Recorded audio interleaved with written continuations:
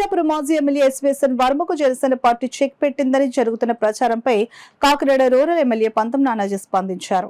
MLC సీట్లు కేటాయింపు అనేది సమీకరణలు బట్టి జరుగుతుందని, అంతేకాకుండా ఆ పార్టీ అధిష్టానం తీసుకున్న నిర్ణయం తప్ప దానికి జనసేనకు సంబంధం లేదని ఎమ్మెల్యే నానాజీ మీడియా అడిగిన ప్రశ్నకు సమాధానం చెప్పారు. పవన్ కళ్యాణ్ గారి ఎలక్షన్లో అందరూ నాయకులు కష్టపడ్డట్టు ఆయన కూడా కష్టపడ్డారు, పనిచేశారు. పవన్ కళ్యాణ్ గారు కూడా పలుమార్లు చెప్పారు వర్మ గారికి సముచిత న్యాయం కల్పిస్తానని. అలాగే చంద్రబాబు నాయుడు గారికి కూడా సిఫార్సు చేయడం జరిగింది అనేక మార్లు. అది వేళ ఎమ్మెల్సీలు ఇచ్చిన తీరు ఒకసారి చూడండి.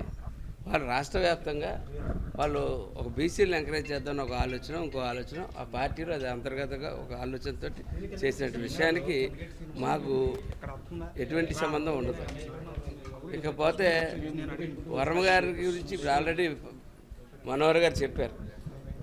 వర్మ గారు మాకు ఎలక్షన్ చేశారు, మేము ఆయన ఎప్పుడు మేము గౌరవించాం, ఆయన గౌరవిస్తూనే ఉంటాను. ఇది పూర్తిగా తెలుగుదేశం అంతర్గత విషయం. ఇది మేము పరిపాలనలో కావాలితే అందరూ కలిసి పరిపాలనలో పంచుకుంటాం తప్ప ఈ పదవులు ఇచ్చుకునేటప్పుడు తెలుగుదేశంలో ఉన్న వ్యక్తులకు తెలుగుదేశంలో పదవులు ఇచ్చుకుంటారు, జనసేనలో ఉన్న వ్యక్తులకు జనసేనలో పదవులు ఇచ్చుకుంటారు.